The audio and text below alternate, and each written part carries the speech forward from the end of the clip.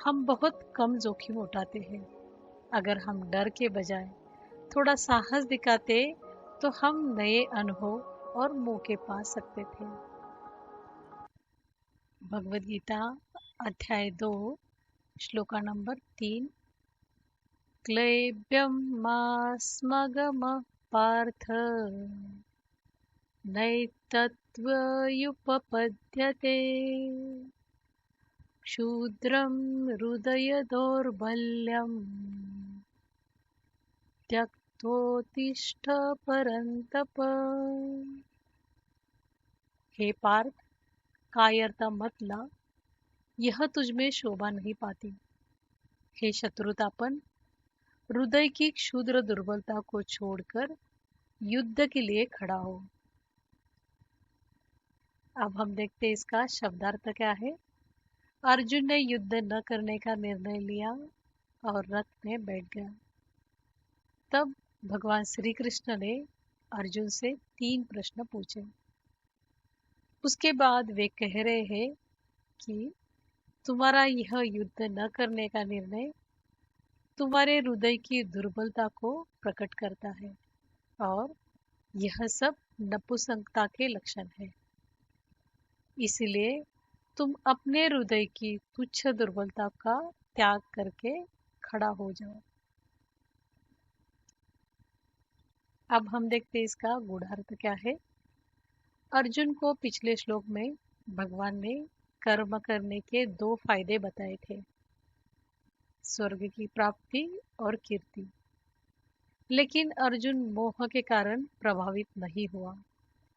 वो सोच रहा है कि अगर मैं युद्ध करूंगा तो नुकसान मेरा होगा। इस तरह अच्छाई माने धर्म और कर्तव्य को छोड़कर बुराई माने मोह और दुर्बलता का साथ दे रहा है। इसी को भगवान हृदय की दुर्बलता माने कायरता कह रहे हैं। क्षत्रिय स्वभाव से शूरवीर होते हैं और उन्हें अपने धर्म और कर्म की स्पष्टता होती है।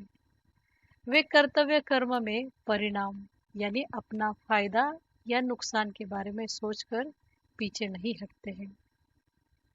यही स्पष्टता और साहस भूल जाने के कारण भगवान अर्जुन को नपुंसक कह रहे हैं, क्योंकि नपुंसकता का अर्थ यहाँ शारीरिक नहीं है बल्कि मानसिक कमजोरी है।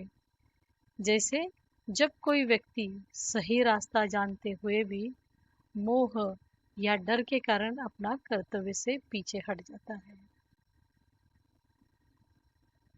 अब हम देखते हैं इसका संबंध क्या है।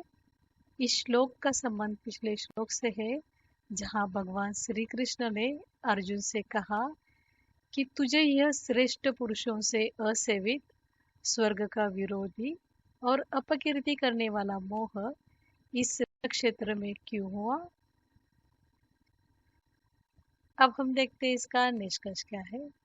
यहाँ से यह निष्कर्ष निकलता है कि जब हम कुछ चुनते हैं तो हम अक्सर नतीजे की चिंता करते हैं।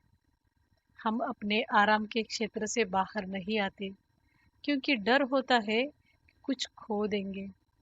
हम बहुत कम जोखिम उठाते हैं। अगर हम डर के बजाय थोड़ा साहस दिखाते तो हम नए अनुभव और मौके पा सकते थे। अगर ये वीडियो आपको पसंद आया हो तो वीडियो को लाइक करें, एक आपका प्यारा सा कमेंट करें और चैनल को सब्सक्राइब करें ताकि अगले जो श्लोक है आपसे मिस ना हो। Thank you.